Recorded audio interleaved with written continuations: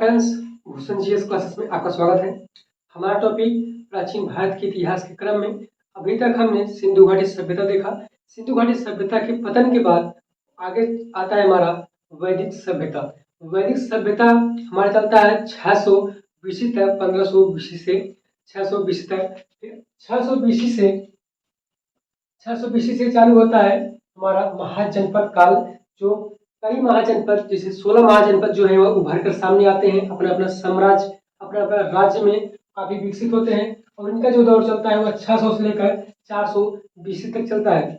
लेकिन इनमें जब आगे आता है हमारा मगध साम्राज्य या मगध जो महाजनपद है वह इनमें शक्तिशाली महाजनपद बन जाता है और धीरे धीरे क्या करते हैं कि वो इन जो महाजनपद है अन्य उनको सम्मिलित करते हैं, उनको मेल करते हैं। धीरे धीरे जो है मगध जो है काफी पावरफुल या बहुत बड़ा साम्राज्य बन जाता है। तो आइए आज हम इन्हीं महाजनपदों को डिस्कस करेंगे। जब वैदिक काल चल रहा होता है, उत्तर वैदिक काल में जो है लोहे की खोज होती है। लोहे की खोज ने राजनीतिक स्थिति, आर्थिक स्थिति चेंज कर दी। आर्थिक स्थिति से सामाजिक स्थिति चेंज होती है। उसके साथ साथ जो राजा होते थे, जो छोटे वर्ग वाले राजा थे, वह धीरे धीरे बड़े होने लगे और बड़े होते हुए जो है एक महाजनपद, एक बड़े राजा बन जाते हैं। तो आइए हम इन्हीं को डिस्कस करते हैं। जो हमारा जनपद है, कितने जनपद हैं? तो 16 जनपद हैं। अधिकतर जनपद जो है वह भारत में पाए गए हैं। 16 जनपद में 14 जनपद जो है वह भारत में है और अधिकतर जो है यूपी और बिहार में है और कुछ ही राज्यों में है। और जो भारत के बाहर है, दो राज्य, जो दो महाजनपद है वह भारत के बाहर देखे गए हैं। तो इन्हीं को हम डिस्कस करते हैं। तो आइए देखते हैं छठी शताब्दी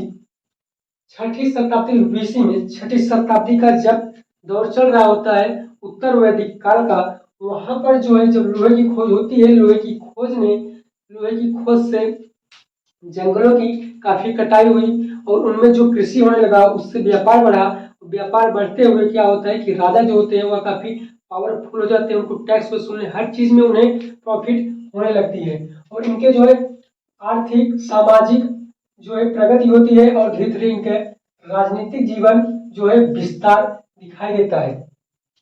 इनके राजनीतिक जीवन में काफी विकसित दिखाई देते हैं क्योंकि लोहे की उपयोग ने आर्थिक और सामाजिक स्थिति चेंज कर देता है। इनमें देखते हैं हम, पहले हमने देखा क्या था वैदिक काल में कि कबीले हुआ करते थे। कबीले क्या थे कि कई जुट में बना करके एक छोटे से वर्ग या बोले जाए गांव के समूह में रहा करते थे कबीले के रूप में। वह धीरे धीरे सम्मिलित होते हैं तो क्या बनते हैं? जन बनते हैं और जन से जब वह सम्मिलित होते हैं धीरे धीरे क्या देखते हैं कि वह जनपद बन जाते हैं। लोगों का समूह क्या होता था?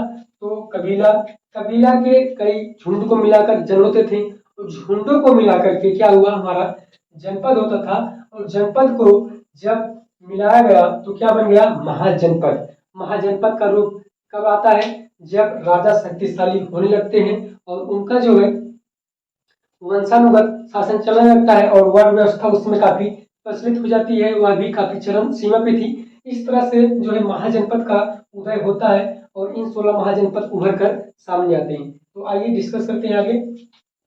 महाजनपद का जो हमें इसका स्रोत कहाँ से मिलता है? तो वह हमें जो है बौद्ध ग्रंथ और जैन ग्रंथ से मिलता है। तो बौद्ध ग्रंथ जो था उसका नाम था अंगुत्तर निकाय। अंगुत्तर निकाय नामक बौद्ध ग्रंथ से जो है यह हमें प्राप्त होता है कि उस समय 16 महाजनपद जो थे वह उभर कर सामने आए थे वैदिक काल के बाद। और आगे आता हमारा भगवती सूत्र। भगवती सूत्र जो है वह जैन ग्रंथ से सम्मिलित है।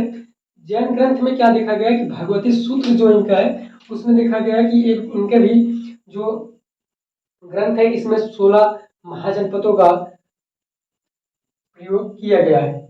और इनमें जो महाजनपद 16 उभर आए थे इनमें क्या था कि कहीं कहीं तो हमें दिखाई गया कि गणतंत्र व्यवस्था भी थी और राजतंत्र व्यवस्था भी थी। इसे गणतंत्र व्यवस्था का मतलब ये है कि वर्तमान समय में हमारे यहाँ क्या होता है कि गणतंत्र व्यवस्था है।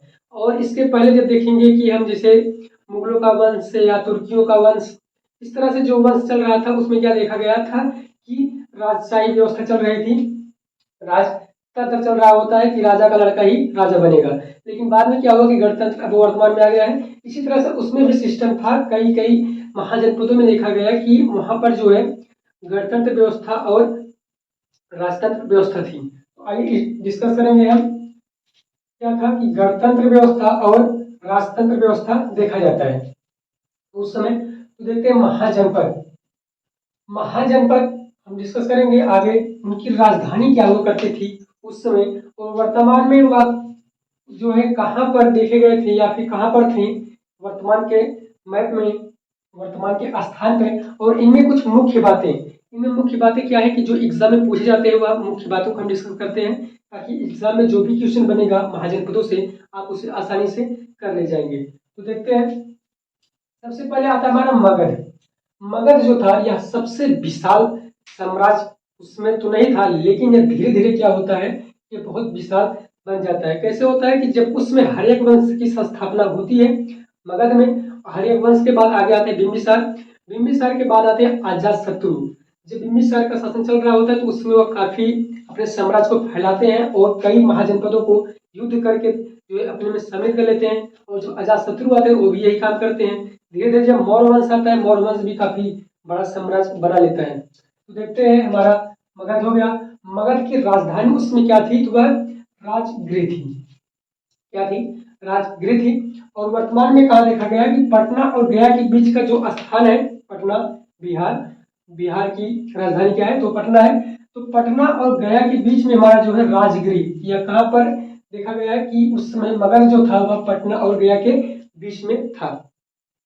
तो ये जो हमारा तीन है, मगध, अंग और वज्जी, वज्जी संघ और महा मगध और अंग जो है यह बिहार में देखे गए हैं। और इनमें जो हमारे काशी और कौशल, मल्ल, वत्स, कुरु, पंचाल, सुरसेन और सेंधी यह यूपी के हैं। और आगे जो है हमारा ये अवंती जो है मध्य प्रदेश के है, मत्स्य जो है जयपुर या राजस्थान का है। और जो हमारा अस्मक है या आंध्र प्रदेश दक्षिण भारत का है, सबसे निचले भाग का कौन है वह अस्मक है। और गांधार जो है पाकिस्तान में देखा गया, वर्तमान में पाकिस्तान, लेकिन उसमें क्या था कि भारत में था।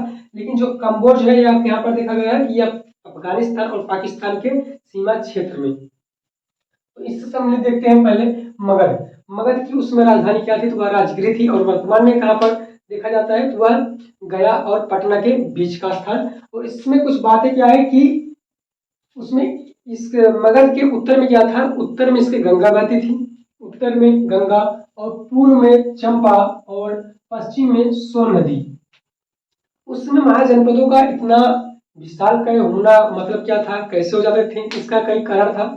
जैसे नदियों का एक उदाहरण लेते हैं कि तीन नदी जो है तीन दिशा से बह रही हैं और बीच में जो है इनका जैसे हो गया राजगृह। राजगृह इनका क्या था, एक किला था, किले की घेराबंदी करवाते थे। और उस वहां पर जब वो रहते थे और चारों तरफ जो है नदियां बह रही थी होती हैं। और जो दूसरा होगा जो इनका शत्रु होगा वह जब इन पे आक्रमण करेगा तो डायरेक्टली तो नदी पार करके आएगा नहीं। इससे क्या होता था कि ये लोग सतर्क हो जाते थे। और इसी से ही ये लोग क्या करते थे कि अपना जो राजधानी बनाते थे वह समुद्र के किनारे, नदी के किनारे इसलिए बनाते थे ताकि जो शत्रु हमारे पर आक्रमण करे वह डायरेक्टली ना पहुंच जाए, क्योंकि उनको पहले सामना करना पड़ेगा कहाँ पर, वह नदी और समुद्रों का सामना करना पड़ेगा। इससे जो हम अपना सब कुछ संभाल लेंगे। तो एक मगध का हमने देखा। मगध में मुख्य बात क्या है कि मगध जो है वह उत्तर में गंगा और पूर्व में चंपा और पश्चिम में सोन नदी से घिरा हुआ था। आगे आता है हमारा अंग। अंग जो है, अंग की राजधानी क्या थी, उसमें चंपा थी। क्या, चंपा थी। और चंपा जो है आप इसे याद रखेंगे, चंपा नाम जो पड़ा इससे, यह चंपा नदी के किनारे थी इसलिए इसका नाम जो है चंपा पड़ता है अंग महाजनपद के। और इसके वर्तमान समय में देखा जाए तो वह भागलपुर मुंगेर, कहाँ पर, भागलपुर मुंगेर बिहार में, भागलपुर मुंगेर बिहार में इसका जो है देखेंगे आप चंपा या अंग को जो है। इसमें मुख्य बातें क्या थी, तो इसमें जो था चंपा नदी, चंपा नदी के नाम से जो इसकी राजधानी पड़ती है, चंपा नदी से घिरा था। और साथ साथ ये मगध के जस्ट साइड में था, मगध से जस्ट सटा हुआ था। और चंपा जो है वह मगध और चंपा यानी मगध और अंग को बांटने का काम कौन करती थी, वह चंपा नदी करती थी। वो मगध और अंग को बांटने का काम करती थी। आगे हम देखेते हैं वज्जी वज्जी संघ। वज्जी संघ क्या था, तो इसमें याद रखेंगे गणतंत्र व्यवस्था थी, एक वज्जी में और एक मल्ल में, यूपी में और एक बिहार में। तो वज्जी में क्या था कि यहाँ पर जो गणतंत्र व्यवस्था थी, इसकी राजधानी क्या थी, तो वह वैशाली, याद करेंगे कि वैशाली इसकी राजधानी थी। वर्तमान में हम कहाँ पर देखने को मिलेगा, वह मिथिला में, मिथिला में हमें देखने को मिलेगा। कहाँ पर, बिहार में। इसे याद रखेंगे कि मिथिला बिहार में हमें देखने को मिलेगा क्या, वज्जी संघ, जो उसमें महाजनपद का एक अंग था। और इसकी खास बात क्या थी कि यह दक्षिण में गंगा, याद रखेंगे। यह एग्जाम में कई बार पूछता है भी है कि जो है वज्जी की राजधानी क्या थी, वर्तमान समय कहाँ पर मिलेगा, या फिर नदियों से तो काफी कम ही किसी पूछता है, इतना डीपली नहीं बनाएगा। लेकिन आप इसे याद रखेंगे क्योंकि जो है राजधानी और वर्तमान का स्थान तो आता ही रहते हैं, इसलिए आप इसे याद रखेंगे। अब आगे देखेंगे हम दक्षिण गंगा। इसके जो हमारा क्या है, वज्जी वज्जी संघ के दक्षिण में क्या था कि दक्षिण में गंगा बह रही थी और पश्चिम में गंडक। और जो ये बना था हमारा वज्जी संघ, यह 8 महाजनपदों से मिलकर बना था। 8 महाजनपदों से मिलकर क्या बना था, वो हमारा बना था वज्जी संघ। और 8 जनपदों में से याद रखेंगे एक का नाम है लिच्छवी। लिच्छवी जो हमारा, लिच्छवी जो जनपद था, लिच्छवी जनपद में ही क्या था, गणतंत्र व्यवस्था हुआ करती थी। उसी से लेकर के इसमें दर्शाया गया है वज्जी में कि वज्जी में या वज्जी जो है कितने जनपदों से मिलकर बनता है, तो वह 8 जनपदों से मिलकर बनता है। और इसी से जो है गणतंत्र की व्यवस्था कहाँ से आती है, तो वह लिच्छवी नामक एक सभा से आती है, एक जनपद से आती है, जो 8 में से एक था। ये हो गया हमारा बिहार का। बिहार में हमने क्या देखा, मगध अंग और वज्जी संघ को देखा। अब हम देखेंगे यूपी को।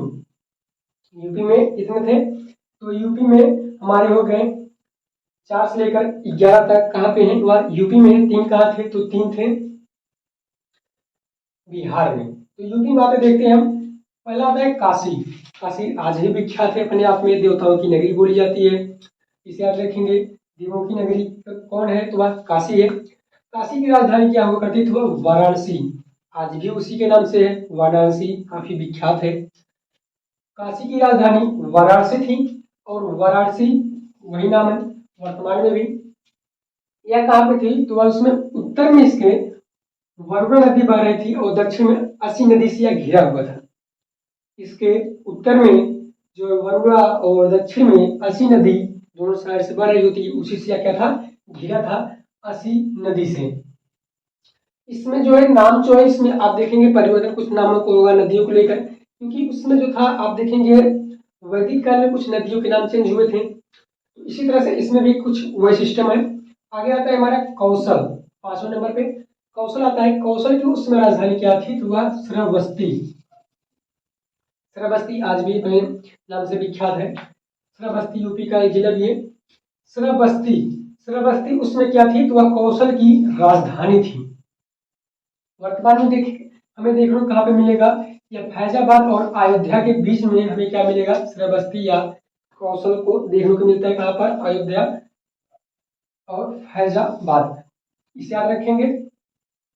और इसमें जो मुख्य बातें क्या है कि इसके जो आसपास गंगा बह रही थी या अन्य नदी बह रही थी, उसका नाम क्या था, तो पहला नंबर क्या करेंगे, दक्षिण में गंगा। क्योंकि ये बात जो चल रही है, आप देख रहे होंगे कि यूपी और बिहार में तो अधिकतर गंगा ही, भारत की सबसे बड़ी नदी कौन सी है, गंगा नदी है। इसलिए जो है गंगा का ज्यादा भूमिका यूपी और बिहार में देखने को मिलेगा। तो दक्षिण में गंगा और पूर्व में गंडक और उत्तर में हिमालय पर्वत से घिरा हुआ था। क्या था इसमें कि दक्षिण में गंगा, पूर्व में गंडक और उत्तर में हिमालय साइड से, हिमालय पर्वत का जो साइड है उससे घिरा हुआ था। कौन, तो हमारा कौशल। और कौशल को जब बिंबिसार द्वारा युद्ध करके इसे मगध में मिला लिया जाता है। इसे भी याद रखेंगे कि यह बाद में मगध से सम्मिलित हो जाता है। आगे आता है हमारा मल्ल।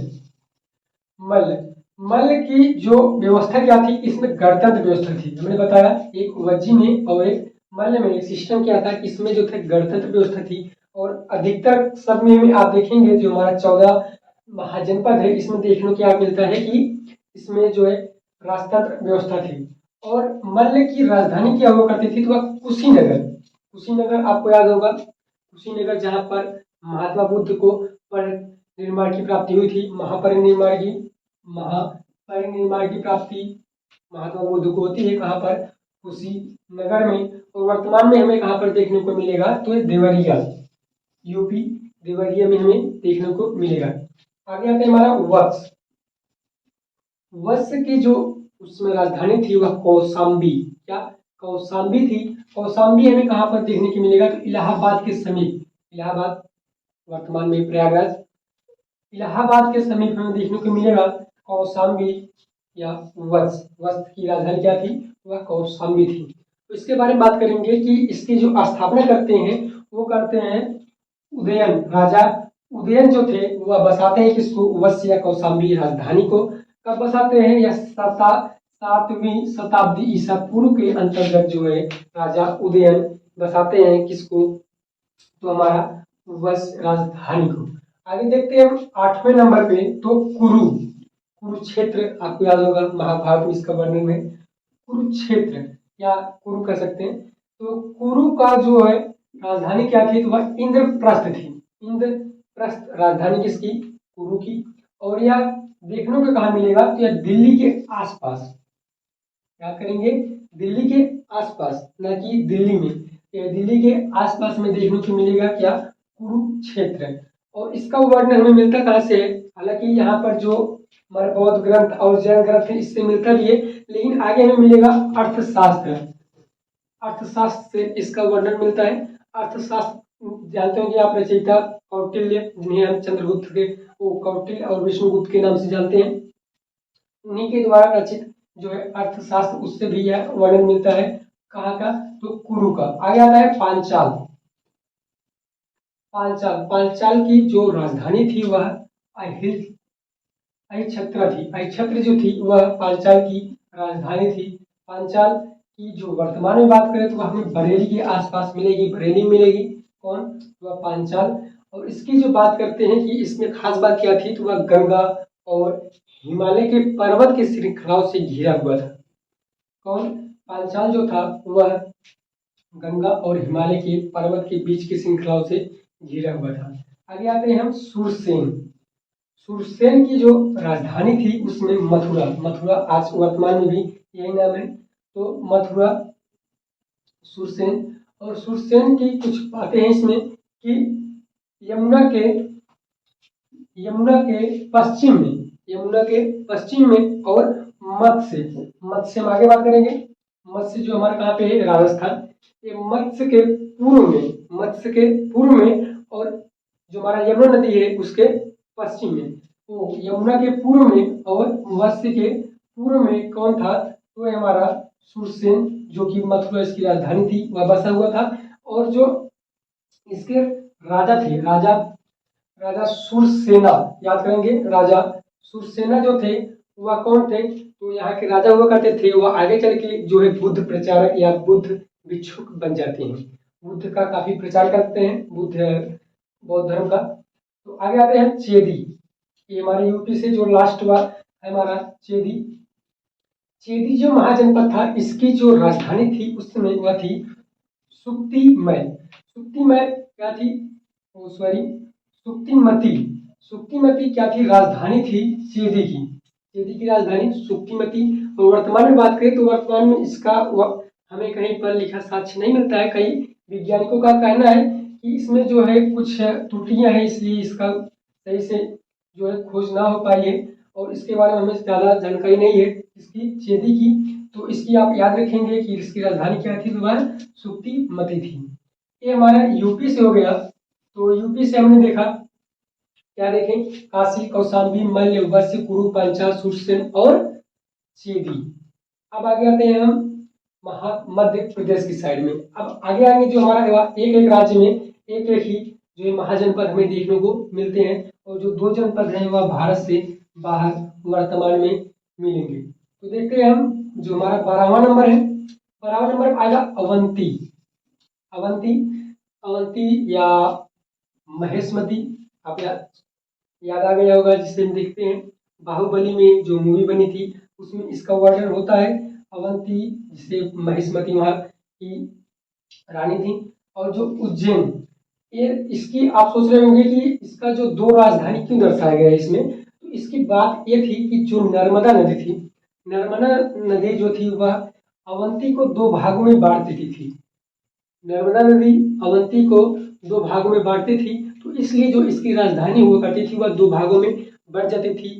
एक तो इसकी राजधानी थी उज्जैन और एक थी महिष्मती। इसे याद रखेंगे कि जो हमारा अवंती है इसकी राजधानी दो भागों में है, एक उज्जैन एक महिष्मती। ऐसा क्यों हुआ, तो वहाँ की जो नदी थी वह नर्मदा नदी, वो बीच से गुजर जाती और आरी आरी जो है हमारे दोनों साइड में क्या है वह अवंती बढ़ गया। अब आगे आते हैं, जैसे यहाँ पर देखिए नर्मदा को दो भागों में कौन बांटती थी, वह वो नर्मदा जो है इस महा महाजनपद को बांट देती है दो भागों में। और इससे वर्तमान में कहाँ पर देखने को मिलेगा, तो वह मध्य प्रदेश में, मध्य प्रदेश में हमें देखने को मिलेगा। आगे आते हैं हमारे मत्स्य।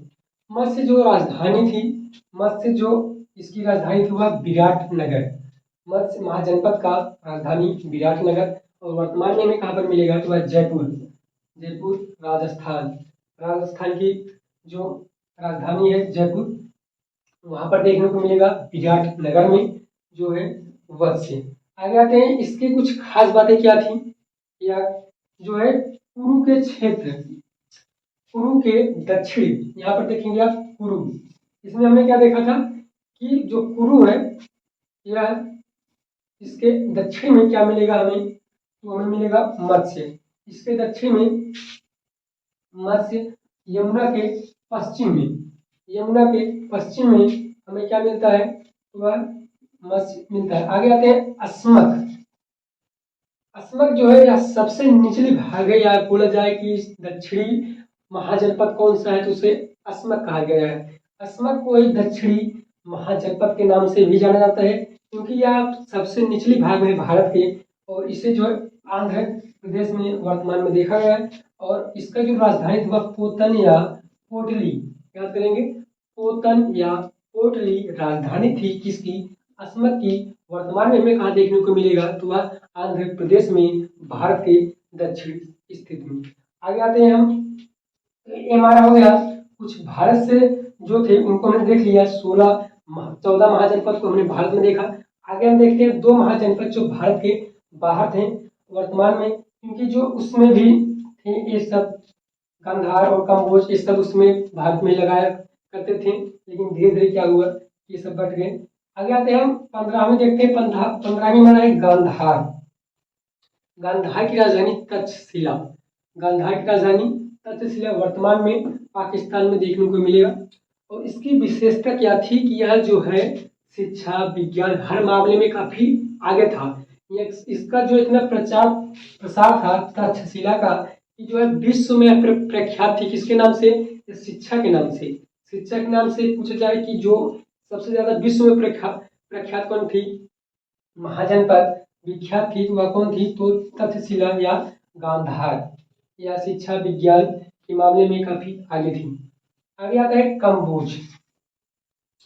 कम्बोज की राजधानी थी हाटक, क्या, हाटक। और इसको देखेंगे वर्तमान में तो यह अफगानिस्तान और पाकिस्तान, अफगानिस्तान पाकिस्तान की जो सीमा है, सीमा के क्षेत्र में क्या मिलेगा, कम्बोज। या जो है एग्जाम में कई बार पूछा गया कि कम्बोज जो है वर्तमान में स्थित कहाँ पे है, तो उसे याद रखेंगे कि अफगानिस्तान और पाकिस्तान के सीमा क्षेत्र पर है। और जो गांधार है यह कहाँ पर है, तो पाकिस्तान में ही है। इसे याद रखेंगे कि दो जो है महाजनपद वर्तमान में भारत से बाहर है। एग्जाम में जो इन्हीं से ज्यादा क्वेश्चन बनाता है, एक तो हमारा बनाता है गांधार और एक कम्बोज से, उसे आप अच्छे से याद रखेंगे। तो ये हमारा हो गया कम्बोज के बारे में और गांधार के बारे में। तो एक ही हमारे महाजनपद के बारे में। अब हम आगे जब हमारा नेक्स्ट वीडियो आएगा उसमें हम बात करेंगे मगध की। क्यों, क्योंकि मगध ही एक ऐसा साम्राज्य बनेगा जो महाजनपद वर्तमान में है, लेकिन वह आगे चलकर एक विशाल साम्राज्य जो बन जाता है। वह कैसे बनता है तो उसको हम डिस्कस करेंगे। तो आप हमारे साथ लगे रहिए और हम अंत तक जो है इन सभी चैप्टरों को एक एक करके आपको अच्छे से समझा देंगे। आपको जो है एक एक वीडियो एक एक माध्यम से जो है आपको अच्छे से समझाया जाएगा। तो धन्यवाद आपको हमारी तरफ से यह वीडियो देखने के लिए। तो मिलते हैं अगले वीडियो में, तब तक के लिए धन्यवाद। जय हिंद।